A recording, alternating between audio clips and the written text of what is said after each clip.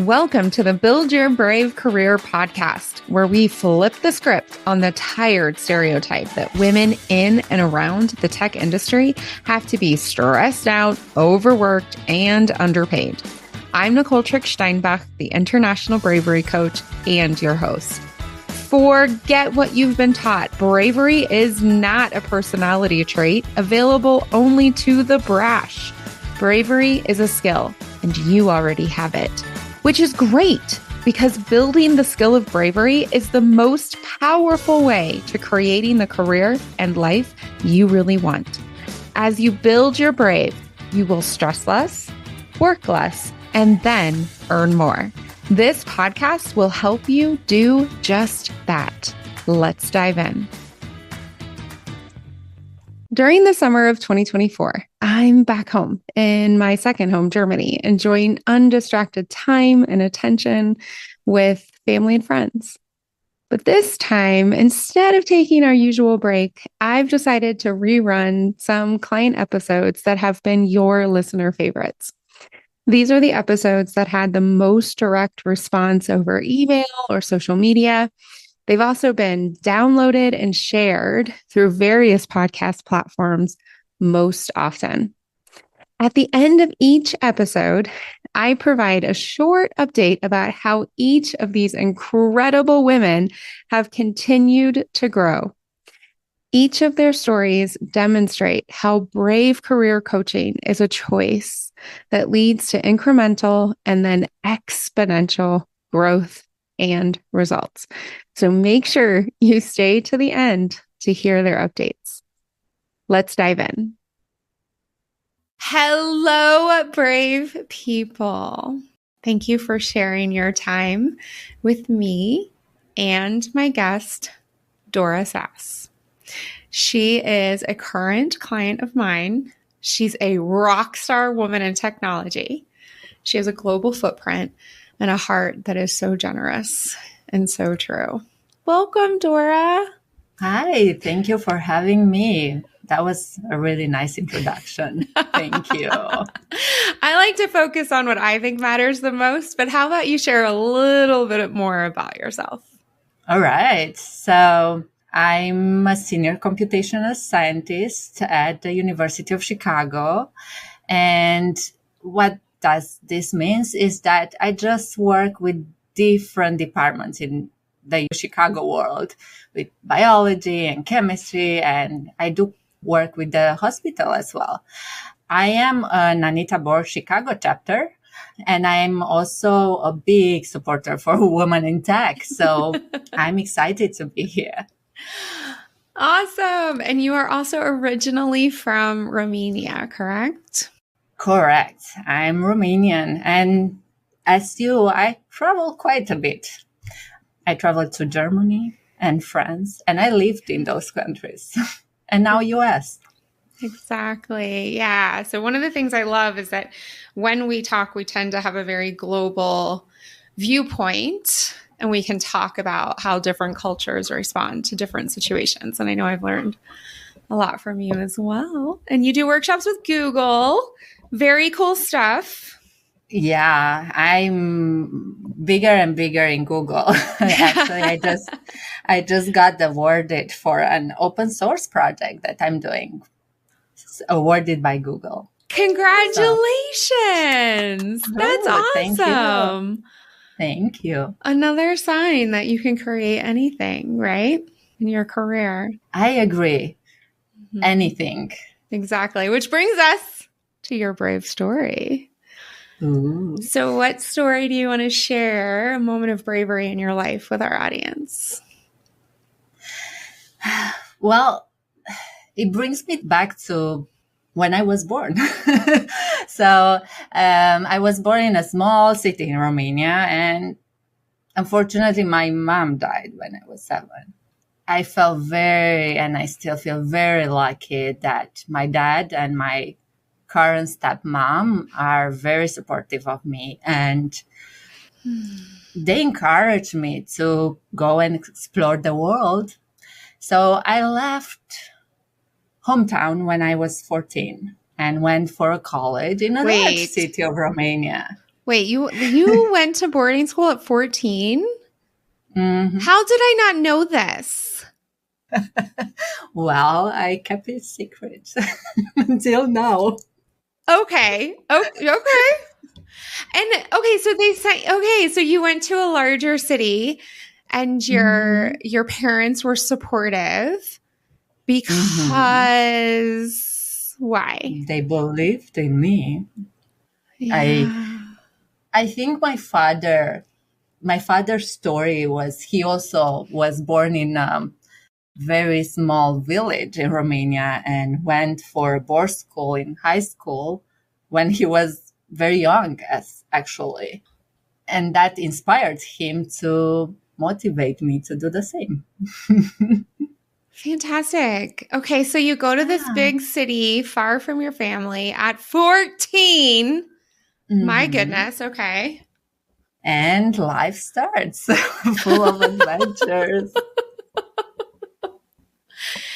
I did a lot of mistakes Yeah, as we because, all do. The most successful people are making the most mistakes. Let's be real. Yeah. and being away doesn't mean that you don't drive your parents crazy. It's the opposite. True. So, yeah, thinking back, I really thank them for supporting me, even when I drove them crazy. Yeah. So, yeah, I went for high school at 14. Did I say college? I went for high Maybe. school at It's 14. high school. That's fine. Yeah. And well, I am very curious. So I went into theater and dancing, and I wanted to become from engineer to doctor to flower decorator, all in one. I love um, how you just drop like this amazing core value that you have, which is curiosity. You're like, oh, I'm just curious. I just figure all the things out because, correct. yeah, 100%. Because we can. In high school, we can be anything. And Hmm. after, too. Yeah. And after too, 100%. Your story tells us that. So, well, I chose science path. And during college, I chose science path. I worked in Germany for a company that was doing deep brain stimulation. I got so excited and involved with that mission. So they were treating Parkinson's disease in patients with severe Wow. disease. Yeah. And I've seen my first surgery in a hospital on the brain. Wow. So I think that moment was really shifting. And my manager back then was brave to bring me there Yeah. and let me see how I help Wait a second. people. What was your role at this company? So you chose Hmm. science, you Hmm. graduated college, then you just decide to move to Germany. Okay. No, this was during college. I was part time working in Germany. Yes. So I was going there during Dora, my you are a holidays. wonder box. We have been working together Ooh, for a year this month. This is our year ooh, anniversary. It's very I exciting. know. And you're a wonder box. Wait a second. So you're going to college in one country Hmm. and you're working part time in another country. Correct. And while you're, oh my God. And while you're studying, I work with the best women for reals. Okay. And Hmm. while you're studying, you go into surgery. So your manager takes you into surgery. Oh my Yes, I gosh. was. Continue the conversation. What? Thank you. So I was a simple intern, but at the beginning, then I started developing in the software platform for surgery. Well, I was not developing on the platform that was doing deep brain surgery in humans, but in rats and mice, which was as important to me. Yeah. So that's how I got very, very involved in image processing and all brain stuff. So Eric Kandel is my hero, is a Nobel Prize on the Oh, brain. He's studying yeah. memory. Yeah, exactly. Yes. So that kicked me off the route too, because now I wanted more. So I then I wanted really to have more exposure to other countries and travel. So I went to France to do an internship on ultrasound medical imaging. Yeah. And there I got also a French ministry scholarship to do a PhD. Now I combine the pleasure of traveling with the passion for science. And I've been for 4 years in France before moving here in US. Okay, so I can understand how you say, my dad had gone to boarding school. This was something that was familiar with me. So I'm going to ask this question, which is, right. Did you have people in your life who were saying to you, go west, young lady, and you can combine your curiosity, your passion, your travel. It's all possible. Did you have people saying that to you? No. No. That is something I really discovered. And it's a bit of just taking opportunities and saying no to some other opportunities too. Yeah. So obviously your performance is really high, which we know now because you have this really high level job and you do these workshops for Google and you're a Google researcher and all these amazing external, but internal, you obviously at that young age were decisive, stunning. Yeah. Okay. What happened after France? I need to know. After France, well, here is my job advice. Google it. Google it. You only hear the best advice on this podcast. Brand spanking new. Google it. Oh my God, I love it. Exactly. Google it and apply. I needed a job after PhD. PhD in France ends after 3 years, thanks God. So in 3 years, you have to be done or people start pointing fingers at you on the street. And they have very nicely manicured fingers. It's very, very painful. I've been pointed out in France. I ordered something at the wrong time and it was a thing. Anyways, it's a thing. It really is and genuinely a thing. Yes, they point fingers. So you're in France, you're ending your PhD, and you need a job. So you pop onto Google. Yes, and type image processing jobs. That's it. And take the first link that comes up and apply.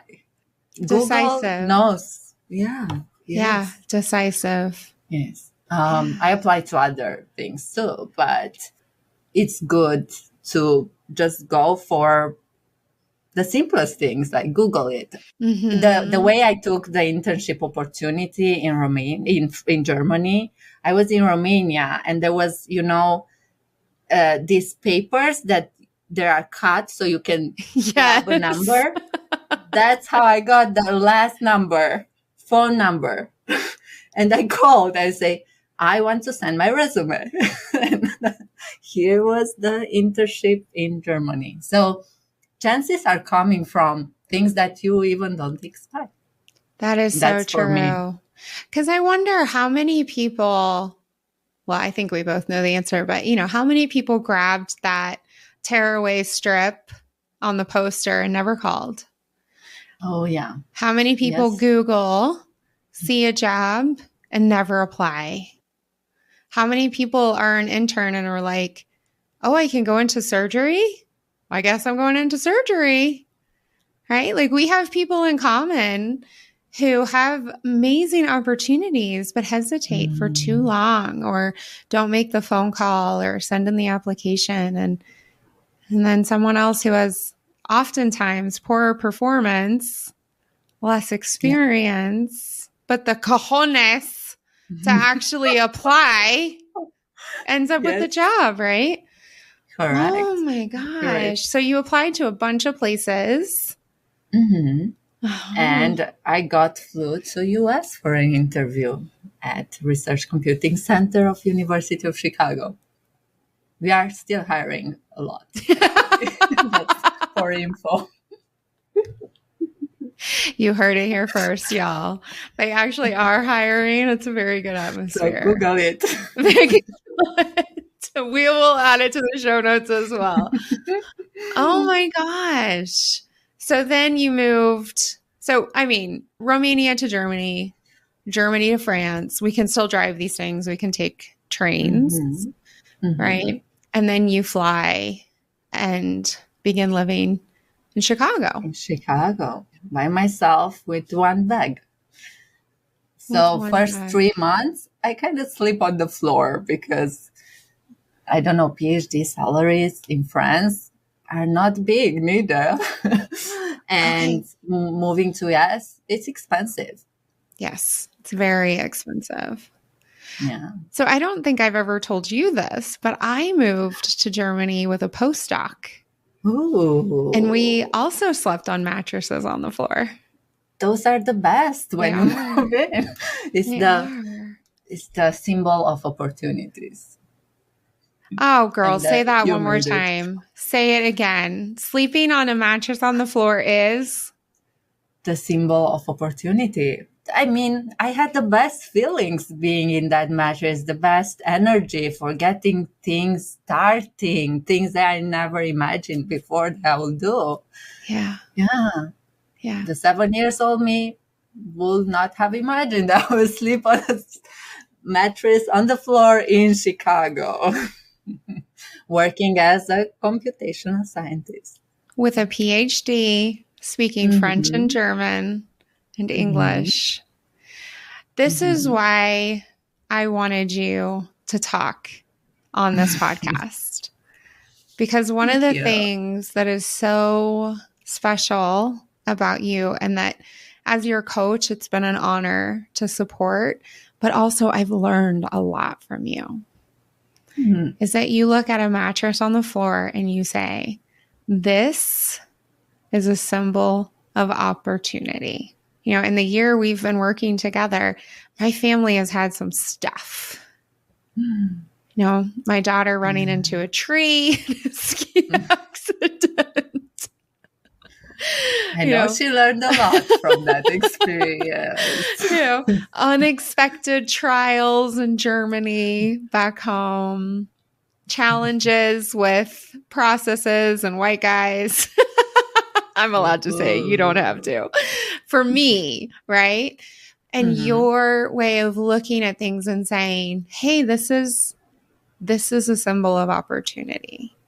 Now, what do I want to get out of this?" is truly transformational. An IKEA bed, yes. Next step was that.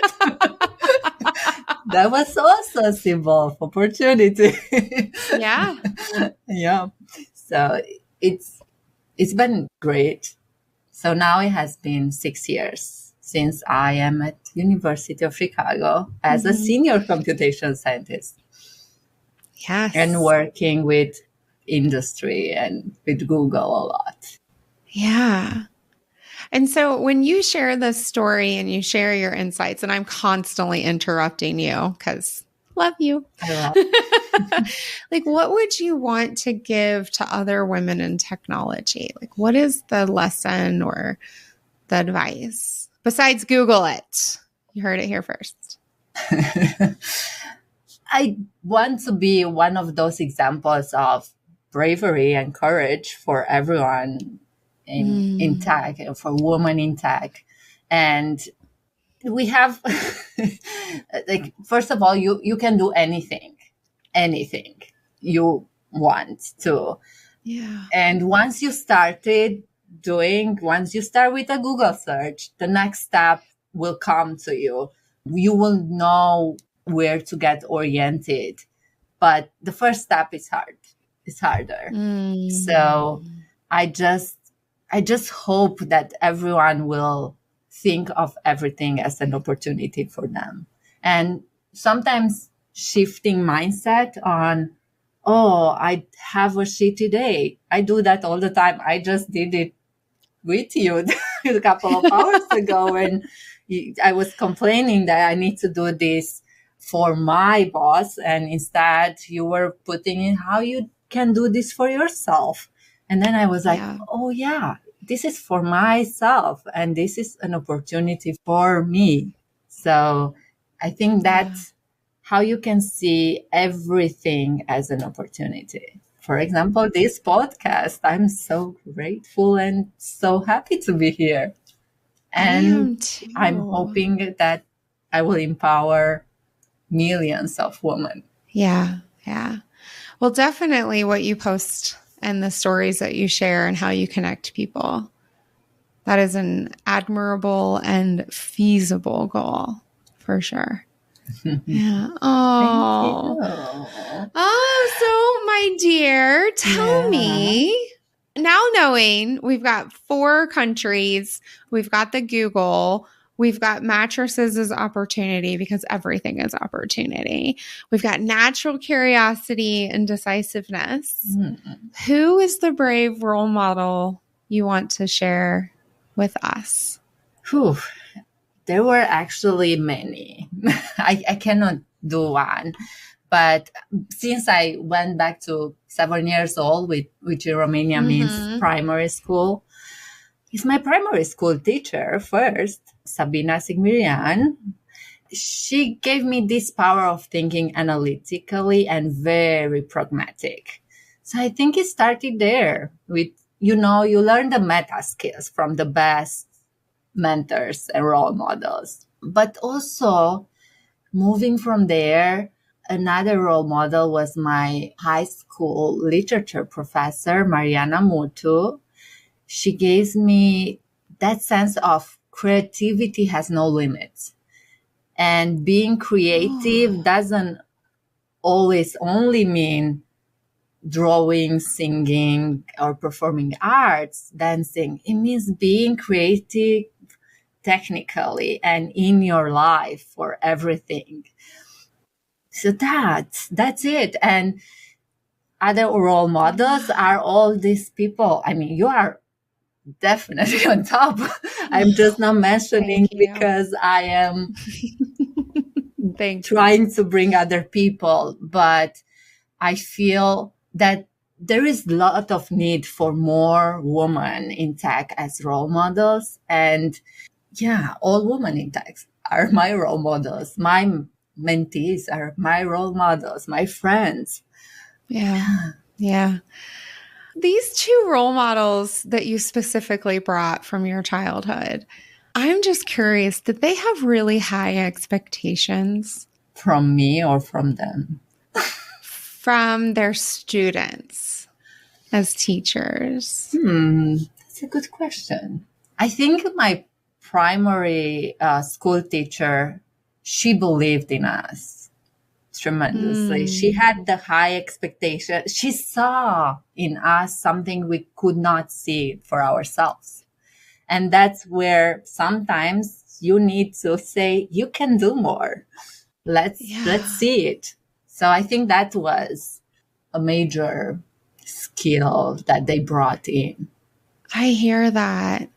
I just recently had a situation in my life where somebody who has gone before me, I'll be specific. So she's created $1 million business and she happened to see some of my materials. And for whatever reason, her area of the world is completely different from mine. She spent a little bit of time. And then we were together in a group and she says to me, man, so I looked at your stuff and you have $1 million business. It's happening. If you stay with it. And I'll be frank with you, that hasn't been a goal for me because for me in the first line is serving women who revolutionize tech just by being themselves, fully themselves, right? Wearing fun hairdos and approaching issues in a creative way and role modeling, having full lives, right? And if, that's going to then, I guess, be created, but having someone who has been there and can say, I see that in you. And I think that's one of the most powerful aspects of parenting, of educating, and honestly, of coaching. I can see that. I see that and I believe that. And we feel it. I feel it. I know Nicole believes in me, so I can do whatever I want. Yeah, you can. You can. And we get on the call and I'm like, what are we celebrating? And you've got a list of 7 things. And I'm like, okay, let's go. This is it. Yes. Right? And so to that point, I'm curious, like, what has coaching as a container? Because I know you're also a certified coach, right? What has coaching created for you? What has changed?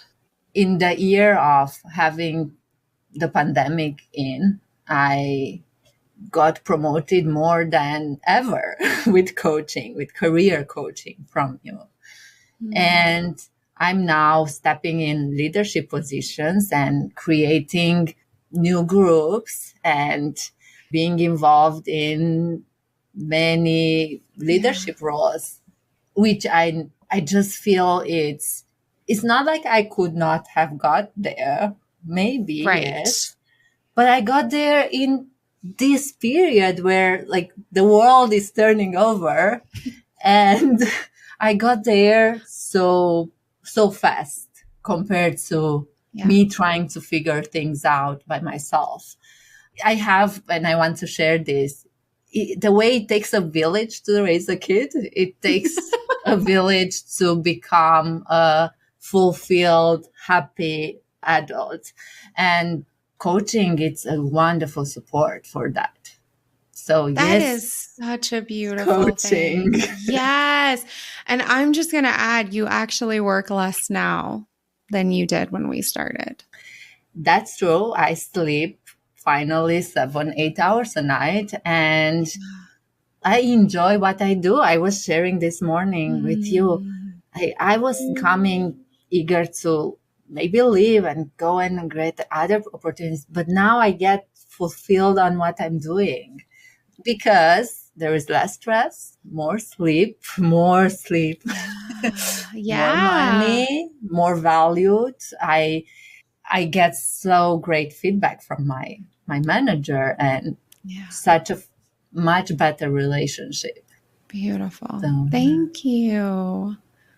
Thank you for sharing. Like, it's been such an honor to coach you and also to share your story, in which I knew like 40% of. Oh, that's so exciting. Oh my gosh. So I know what you're doing these days, and I know that a lot of the listeners will benefit from it. So how can they follow you? How can they connect? Yeah. LinkedIn is the best way to reach out to me. Woman in Tech, reach out to me and I will step up for you. And that I can verify. I've connected Dora to a few people, and she is a relationship and connector and magic maker. I always can tell when people have talked to you because they're like, yes, I can be in imaging. That's amazing. What?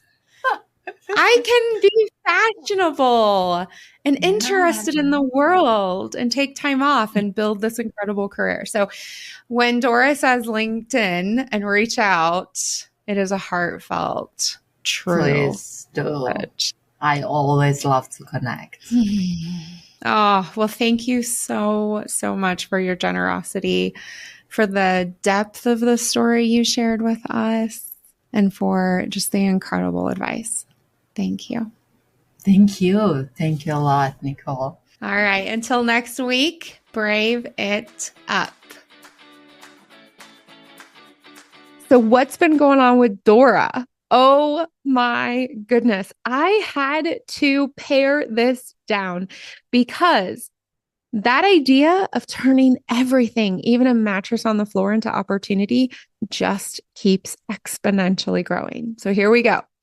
Dora has since stepped into a corporate career phase as a senior data scientist. She's leading a team to solve dynamic and global challenges. Her work was recently highlighted by the Learning Collider, as well as many other leading organizations. If you haven't followed her on LinkedIn yet, boy, are you missing out. Dora's work has also won a few awards. She won the AI for Good Award from the Women in AI in October 2023. She also won the Google Cloud Customer Award from Google Cloud in June 2022. Well, frankly, every time I talk to Dora, I just drink from the hose of her results and her insights. Dora continues to turn every situation into an opportunity with her heart, her humanity, and her bravery. Dora, thank you for trusting me. Thank you for working with me for so long. Thank you for changing what I believed was possible when you decided to travel into Colorado and spend time with me and my family. I really appreciate your friendship, and I just can't even imagine what's next for you, but I know that you can, and that is brave. Till next week. If the Build Your Brave Career podcast is helping you flip the script in your own career, if it's helping you reduce your stress, work smarter, or create more income, please share this with a friend. Till next time, you are already brave. Now go build your brave.